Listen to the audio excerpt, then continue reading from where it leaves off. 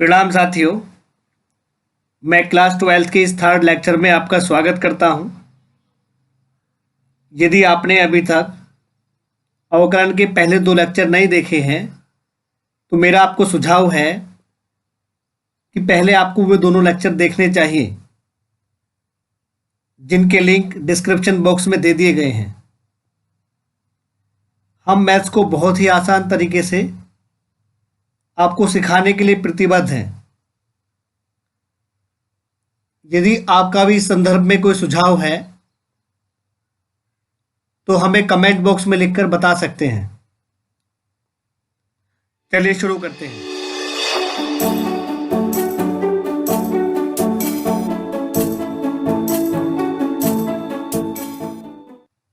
पहले 2 लेक्चर में हमने सीखा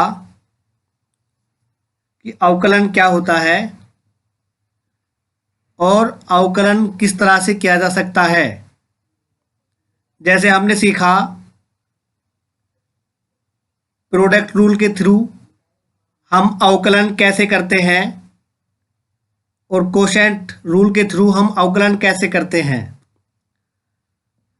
आज हम डिस्कस करने वाले हैं संयुक्त फलनों का अवकलन। लेकिन सबसे पहले ये जानना ज़रूरी है कि संयुक्त फलन क्या होते हैं। इसके लिए आपको ध्यान रखना है, यदि y बराबर f gx कोई फलन है, आप यहां पर देख सकते हो कि जो f है वो gx का एक फलन है, जबकि जो gx है वो x का एक फलन है। इस तरह से हम कह सकते हैं कि y is equal to f g x एक फलन का फलन है, क्योंकि f gx का फलन है और gx x का फलन है। तो इस तरह के फलन को हम संयुक्त फलन बोलते हैं। जैसे अगर हम बात करें log 10x की, आप यहां पर देखेंगे ये जो फंक्शन है ये 10x का फलन है और 10x x का फलन है। तो इस प्रकार ये संयुक्त फलन हुआ। संयुक्त फलनों का अवकलन कैसे किया जाता है, इसके लिए हमारे पास 2 मेथड है। एक तो हम प्रतिस्थापन विधि प्रयोग में लाते हैं, दूसरा श्रृंखला नियम। पहले हम डिस्कस करेंगे कि प्रतिस्थापन विधि द्वारा संयुक्त फलनों का अवकलन किस तरह से किया जाता है। यदि ये हमारे पास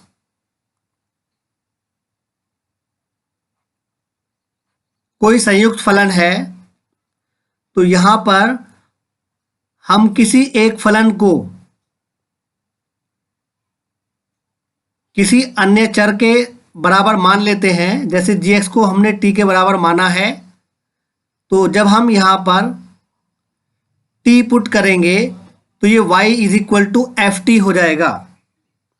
इसके बाद यहाँ पर हम देखेंगे कि ये जो x का फंक्शन है ये t के इक्वल आ गया है और जो y है वो t में कन्वर्ट हो गया है। तो हम dy अपॉन dt पता करते हैं और फिर हम dt अपॉन dx पता करते हैं। मतलब y का हम t के सापेक्ष अवकलन करते हैं और t का हम x के सापेक्ष अवकलन करते हैं, या फिर x की वैल्यू t में फाइंड करके हम x का t के सापेक्ष भी कर सकते हैं, dx अपॉन dt। इसके बाद y का अवकल गुणांक पता करने के लिए, y का x के सापेक्ष अवकलन करने के लिए जो हमारे पास y अवकल गुणांक होता है उसके गुणा में dt/dx ले लेते हैं। इस तरह से संयुक्त फलन का अवकलन हो जाता है। अगर हम बात करें क्वेश्चन किस तरह से आएगा, तो हम यहाँ पर देखेंगे, अगर हमारे पास कोई फंक्शन है e⁻sin x,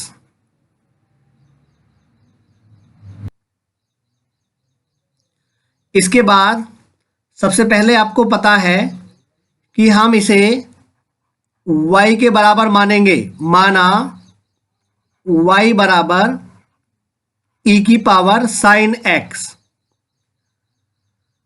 अब आपको ये पता है कि ये संयुक्त फलन है, क्योंकि आप यहाँ पर देख सकते हो जहाँ पर e⁻x होना चाहिए था, अब x की जगह पर एक अन्य फलन आ गया है sin x। तो इसका मतलब ये जो फलन है, ये फलन एक फलन का फलन है। तो इस तरह से ये संयुक्त फलन हुआ। अब इसका डिफरेंशियल हम प्रतिस्थापन विधि से किस प्रकार करेंगे, हम ये सीखने वाले हैं। तो जो हमारे पास x की जगह पर है, इसको हम लेट कर लेंगे। पुनः माना sin x बराबर u, इसको हमने u के इक्वल मान लिया। अब हमारे पास ये फलन हो जाएगा y बराबर e⁻u, और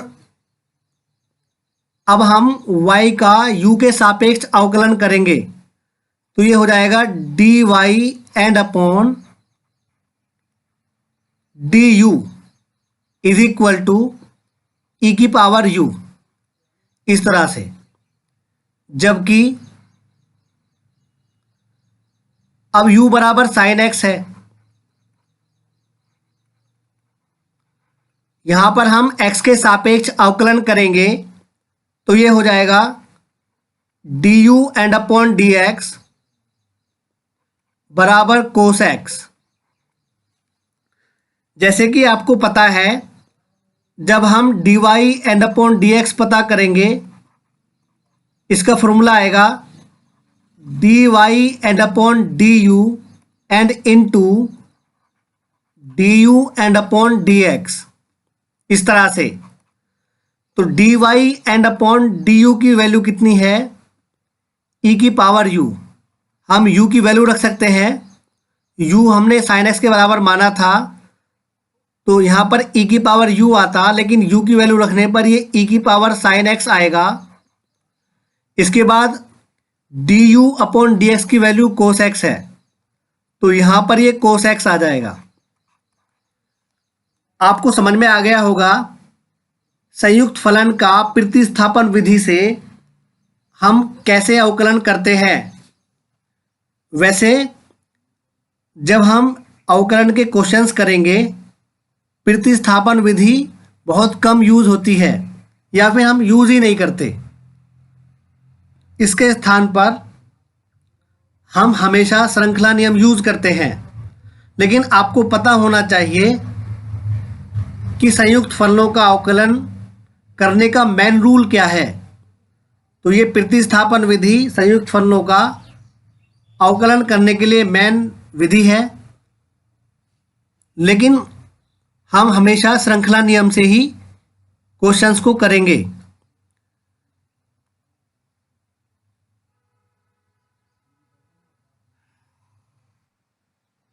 इसके बाद देखिए, अब हम सीखेंगे श्रृंखला नियम से हम अवकलन किस प्रकार करते हैं। जैसे ये हमारे पास कोई संयुक्त फलन है y is equal to f(g)x। इसमें क्या होता है, आप इस बात को समझिए कि कोई भी नॉर्मल फलन, सामान्य फलन संयुक्त फलन कब बन रहा है। जैसे आपने सीखा डी अपॉन डी एक्स ई की पावर एक्स, इसका अवकलन ई की पावर एक्स रहता है। अब आप देख सकते हो यहाँ पर कि जब यहाँ पर x है तो ये सामान्य फलन है, लेकिन जैसे ही इस x की जगह पर कोई अन्य फलन आ जाएगा तो ये संयुक्त फलन बन जाता है। जैसे आपने फॉर्मूला देखा था D upon D X log x base e, तो देखिए यहाँ पर ये x है तो अब ये सामान्य फलन है, लेकिन अगर यहाँ पर x की जगह पर कोई अन्य फलन आ गया तो इस तरह से ये संयुक्त फलन हो गया है। इससे आपने क्या ऑब्जर्व किया? आपने देखा कि जब x की जगह पर फलन आता है तब हम उसको संयुक्त फलन बोलते हैं। इसका मतलब ये हुआ कि सिर्फ हमें ये देखना होता है कि x की जगह पर फलन आया है या फिर नहीं आया है।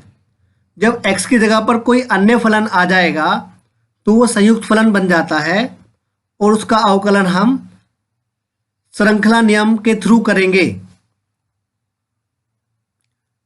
अब जैसे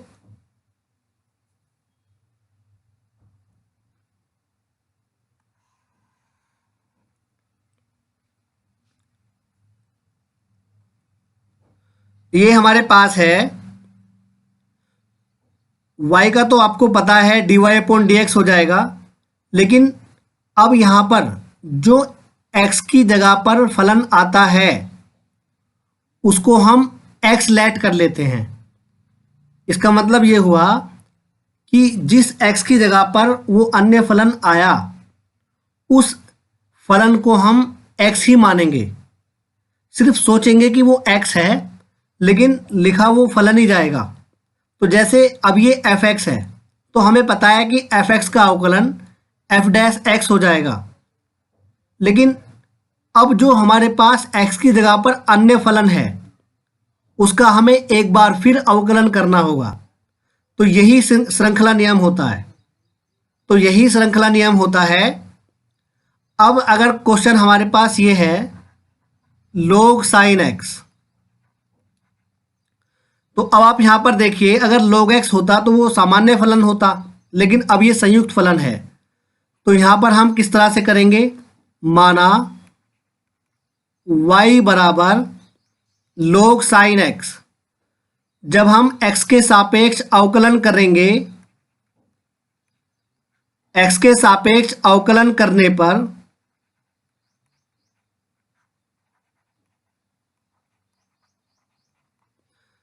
तो ये हो जाएगा y का dy एंड अपॉन dx। अब देखिए log sin x है। अब आप अपने माइंड में सोचिए कि हम किसको x माने, मतलब x की जगह पर sin x आने पर, क्योंकि ये संयुक्त फलन बन गया है तो जिसकी वजह से ये संयुक्त फलन बनता है उसको हम x मानते हैं। तो अब यहाँ पर ये sin x x है, तो अब log x, याद रहे फॉर्मूले हमारे वही यूज होते हैं जो हमने याद किए हुए हैं। जैसे अब ये log x हो गया, log x होने के बाद में आपको पता है 1/x होता है। अब जैसे यहाँ पर कोई बेस नहीं है, तो जब कोई भी बेस नहीं होता है तो वहाँ पर बेस ई माना जाता है, तो log x का 1/sin x हो जाएगा। लेकिन जब आप sin x का करेंगे, sin x का क्यों करेंगे? क्योंकि जिसको हम x सपोज करते हैं फिर वो x की तरह बिहेव करता है, लिखा वही फंक्शन जाता है लेकिन सिर्फ वो x की तरह बिहेव करता है। जैसे log x का 1/x हो गया, और जिसको हमने x सपोज किया है उसका एक बार फिर अवकलन करना होता है। जैसे sin x का अवकलन हो जाएगा cos x and upon sin x। तो ये हमारे पास रिक्वायर्ड आंसर है। तो कुछ आपको समझ में आ गया होगा कि जब हम श्रृंखला नियम के द्वारा अवकलन करते हैं तो सिर्फ हमें x को सपोज करना पड़ता है। जब हमें x को सपोज करना आ जाएगा तो जो हमारे फॉर्मूले याद हैं उन सभी फॉर्मूलों को हम यूज करना सीख लेंगे और फिर ये श्रृंखला नियम क्लियर हो जाएगा। अब हम देखेंगे संयुक्त फलनों का अवकलन किस तरह से हो सकता है। हमने छोटी सी कोशिश की है कि सारे फंक्शंस को हम समझाएं कि कहाँ पर कौन सा फंक्शन किस तरह से बिहेव करता है। जैसे ये हमारे पास है, अगर हम बात करें, अगर e की पावर में फंक्शन है तो पहले वो e की पावर फंक्शन रहता है, मतलब जैसा क्वेश्चन होता है वैसे ही रहता है, लेकिन जो x की जगह पर आया उसका हम अवकलन करते हैं। तो यहाँ पर देख सकते हैं हमने अवकलन किया हुआ है। अब अगर a की पावर x में होता है तो वो a की पावर x ऐसे ही रहता है और log a बेस e, तो ये आएगा। और फिर जो फलन है उसका हम एक बार फिर अवकलन करते हैं। कैसे? जैसे अगर हम इसकी बात करें तो यहां पर क्वेश्चन इस तरह से आएगा, e की पावर 10x है, तो सबसे पहले तो आप लिखोगे माना y बराबर e की पावर 10x। जब हम लिखेंगे x के सापेक्ष अवकलन करने पर तो y का हो जाएगा dy एंड अपॉन dx, और आपको पता है इसको हम x सपोज करेंगे, और मैंने आपको यहाँ पर बताया कि अगर e की पावर फंक्शन है तो वो ऐसे का ऐसे ही रहेगा, मतलब जैसा क्वेश्चन है वैसे ही रहेगा, e की पावर 10x। लेकिन जिसको हमने x सपोज किया उसका हमें एक बार फिर अवकलन करना होगा। तो जब हम 10x का अवकलन करेंगे तो ये हो जाएगा sec स्क्वायर x और e की पावर 10x, ये रिक्वायर्ड आंसर है। इसके बाद जो हमारे पास सेकंड टाइप का है इसको देखेंगे। अगर क्वेश्चन इस तरह से आता है a to the power cos x, तो सबसे पहले आप क्या करते हो, माना y बराबर a की पावर कोस x। आप यहां पर देख सकते हो कि अगर a की पावर x होता तो वो सामान्य फलन है, और a की पावर x का फॉर्मूला आपको पता है, a की power x into log a base e। तो अब हम यहाँ पर cos x को x मानेंगे, तो जब हम लिखेंगे x के सापेक्ष अवकलन करने पर तो y का हो जाएगा dy एंड अपॉन dx। तो आप देख सकते हो इस फॉर्मेट के अकॉर्डिंग a की पावर फंक्शन है तो वो ऐसे ही रहेगा, a की पावर फंक्शन, लेकिन उसके साथ log a बेस e हो जाता है, मतलब एक बार क्वेश्चन ऐसे ही रहेगा और ये एक्स्ट्रा आएगा। तो हम यहाँ पर लिखेंगे a की पावर कोस x और into log a base e, और आगे क्या है, आगे d upon D x F x, मतलब जो हमने x सपोज किया है उसका अवकलन करेंगे। तो यहाँ पर आएगा d upon D x cos x. अब सिर्फ कोस एक्स का अवकलन करना है, कोस एक्स का हो जाएगा माइनस साइन एक्स और इंटू ए की पावर कोस एक्स और into log a base e, ये रिक्वायर्ड आंसर है। अब इसके बाद यहां पर आप थर्ड क्वेश्चन देखेंगे। जैसे ये आपके पास ये वाला टाइप है, अगर साइन में एंगल के साथ फंक्शन आता है, जैसे अगर आपके पास आ गया माना y बराबर साइन एक्स स्क्वायर। देखो याद रहे, अगर इसी क्वेश्चन को हम इस तरह से लिखते साइन एक्स का होल स्क्वायर। अब ये दोनों बातें अलग अलग हैं, क्योंकि यहाँ पर साइन एक्स का होल स्क्वायर है और यहाँ पर सिर्फ एक्स का स्क्वायर है। तो याद रहे कि अगर हमें एक्स का स्क्वायर लेना है तो हम ब्रैकेट नहीं लगाएंगे। ये बात अलग है कि साइन एक्स के होल स्क्वायर को हम इस तरह से भी लिख सकते हैं, साइन स्क्वायर एक्स। इसमें और इसमें डिफरेंस है, यहाँ पर साइन के ऊपर स्क्वायर है तो वो होल स्क्वायर माना जाएगा, लेकिन यहाँ पर एक्स के ऊपर स्क्वायर है। तो अगर हमें होल स्क्वायर बनाना है तो ब्रैकेट लेना पड़ेगा। अगर आप ब्रैकेट नहीं ले रहे हो तो फिर साइन के ऊपर स्क्वायर लगाना पड़ेगा। ओके, आपको समझ में आ गया होगा। अब हमें इसका अवकलन करना है। यहाँ पर आप लिखोगे एक्स के सापेक्ष अवकलन करने पर, तो यहाँ पर y का हो जाएगा dy and upon dx। Sine x का कितना होगा, साइन एक्स का हो जाएगा कोस। अब देखो एक्स स्क्वायर को x सपोज कर लेंगे, क्योंकि एक्स स्क्वायर आने से ये संयुक्त फलन बना है। तो आपको पता है कि अगर साइन और फलन है तो फिर साइन का इसको x सपोज करके साइन एक्स का कोस एक्स हो जाएगा, और जो हमने x सपोज किया है उसका एक बार अवकलन और होता है। तो यहाँ पर आएगा कोस एक्स स्क्वायर और फिर हमें अवकलन करना है एक्स स्क्वायर का। तो यहाँ पर हो जाएगा एक्स स्क्वायर का अवकलन 2x और इंटू कोस एक्स स्क्वायर। तो ये हमारे पास रिक्वायर्ड आंसर है। अब ऐसे ही जैसे हमारे पास ये वाला टाइप है tan इनवर्स फंक्शन। तो tan इनवर्स अगर सपोज एक्स स्क्वायर आता है तो जब हम इसका अवकलन करेंगे तो इसको तो x सपोज कर लेंगे। तो जब x सपोज करते हैं तो ये tan इनवर्स x बना। tan इनवर्स x का फॉर्मूला 1/1 प्लस एक्स स्क्वायर, लेकिन हमें पता है x की जगह पर x स्क्वायर है। तो एक तो क्वेश्चन का स्क्वायर और एक फॉर्मूले का स्क्वायर, लेकिन जिसको हमने x सपोज किया है उसका हम एक बार फिर अवकलन करते हैं। इस तरह से ये x की पावर 4 हो जाएगा और एक्स स्क्वायर का अवकलन 2x हो जाएगा। अब ऐसे ही अगर log fx है तो आपको पता है कि log के आगे जो भी होगा उसको हम x सपोज करेंगे। तो अगर जैसे log sin x आता है तो वो हो जाएगा 1/sin x और फिर हमें sin x का भी अवकलन करना होगा। तो उम्मीद करते हैं कि ये आपको समझ में आ रहे होंगे। अभी हम कुछ और डिस्कस करेंगे। जैसे हमारे पास ये कुछ अन्य फलन हैं जिनका हम अवकलन सीखेंगे श्रृंखला नियम के द्वारा। जैसे पहला टाइप है log x बेस a, मतलब जितने भी फॉर्मूले आपने याद किए हुए हैं उनमें सिर्फ x की जगह पर फलन आएगा, लेकिन यहाँ पर जो फलन आएगा उसको हम x सपोज करके फॉर्मूले वो यूज करने हैं। लेकिन जो हम x सपोज करते हैं वहाँ पर x ना लिखकर ये फलन ही लिखा जाता है। जैसे अगर हम बात करें फर्स्ट टाइप पर क्वेश्चन की, तो अगर हमारे पास क्वेश्चन इस तरह से आता है log sin x और बेस a, बेस e नहीं बेस a, तो आपको पता है कि log x बेस a का 1/x into log e base a होता है। तो यहाँ पर जब हम इसका अवकलन करेंगे तो यहाँ पर पहले आप लिख सकते हो माना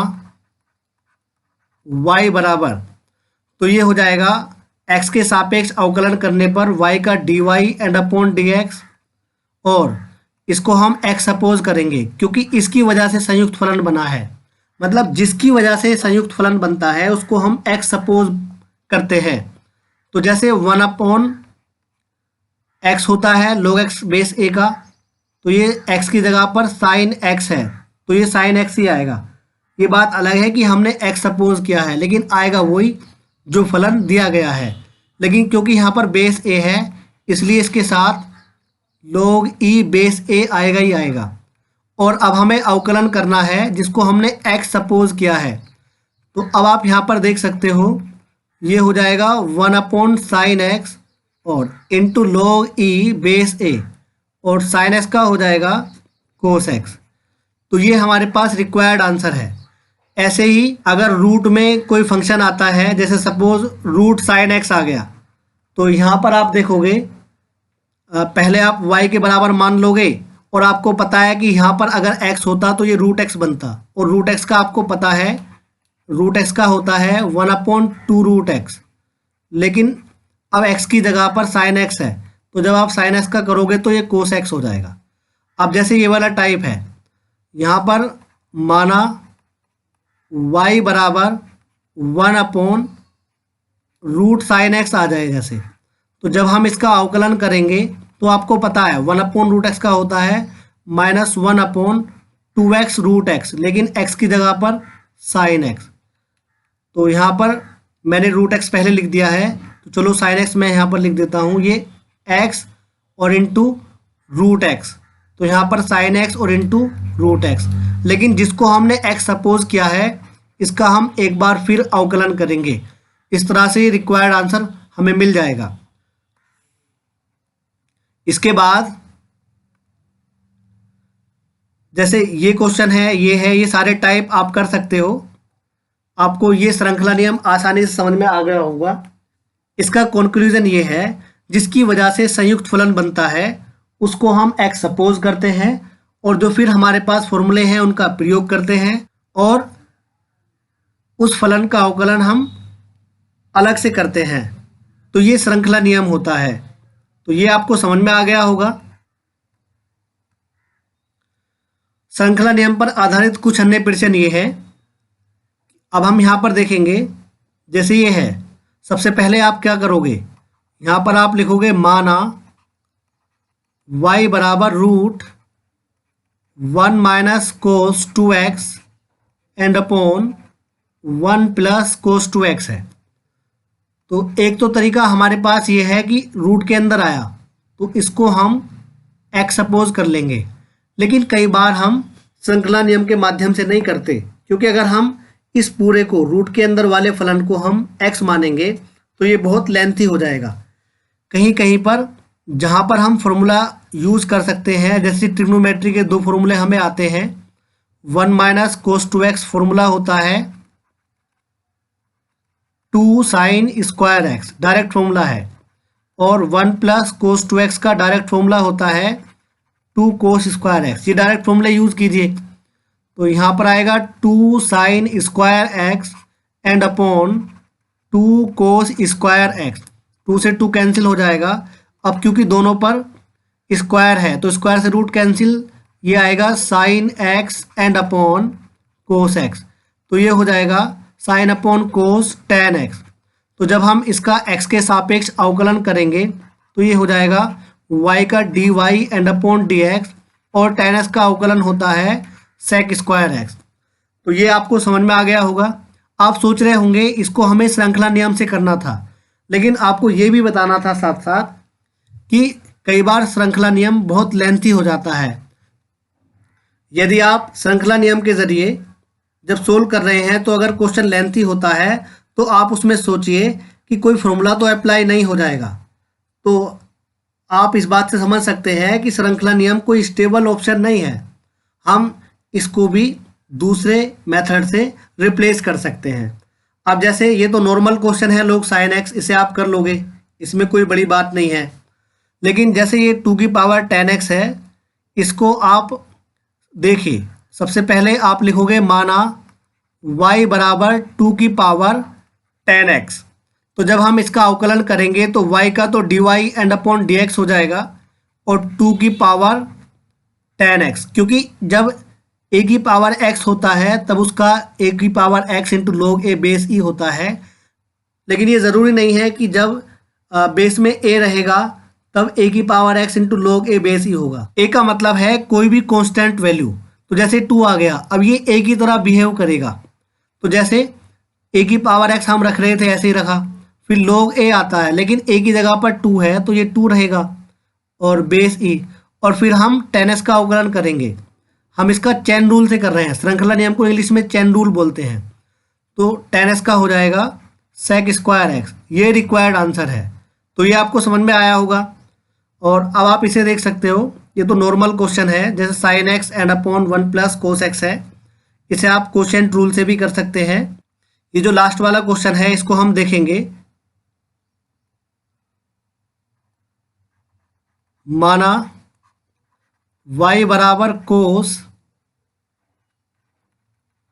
साइन log x। तो जब हम x के सापेक्ष अवकलन करेंगे तो ये हो जाएगा y का dy एंड अपॉन dx। तो जैसे आप देखिए यहाँ पर कोस x है, तो अब इसकी वजह से ये संयुक्त फलन बना है, तो इसको पूरे को हम x सपोज कर लेंगे। अब आपको पता है कोस x का माइनस साइन x होता है, तो यहाँ पर हमने माइनस साइन लिखा, तो यहाँ पर ये हो जाएगा, जिसको हमने x सपोज किया है वो तो एज इट इज़ रहेगा। तो यहाँ पर आएगा साइन log x। अब ये जो चैन रूल होता है इसकी स्पेशलिटी ये है कि जैसे हमने इसको x सपोज किया और कोस x का माइनस साइन हो गया, तो अगला जो अवकलन का क्वेश्चन बनता है वो जो हमने x सपोज किया है उसको लेकर बनता है। जैसे d अपॉन डी एक्स, इसको हमने x सपोज किया है साइन log x को। अब क्वेश्चन ये रहेगा, अब जो इसके d अपॉन डी एक्स के पीछे है ये तो हमेशा ऐसे ही रहेगा, हर स्टेप में हम इसको ऐसे ही लिखते जाएंगे। तो यहाँ पर आएगा माइनस साइन और साइन log x, और साइन x का आपको पता है। अब यहाँ पर देखो, यहाँ पर साइन है, इसको हम x सपोज करेंगे, तो साइन x का हो जाएगा कोस x, x की जगह पर log x आया है। अब हम अवकलन करेंगे किसका, d upon D X, log x का, तो यहाँ पर आ जाएगा माइनस साइन log x एड इनटू कोस log x, और आपको पता है log x का अवकलन होता है x। ये रिक्वायर्ड आंसर है। तो ये क्वेश्चंस आपको समझ में आ गए होंगे।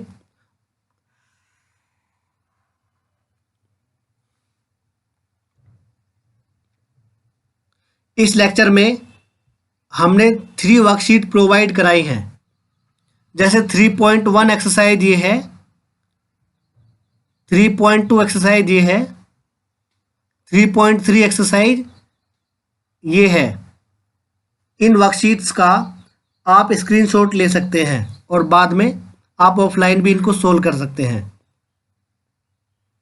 Thanks for watching. Please share and subscribe. दोस्तों, आप अपने इस चैनल को प्रमोट करने के लिए शेयर करें और सब्सक्राइब करने के साथ साथ घंटा भी बजा दें।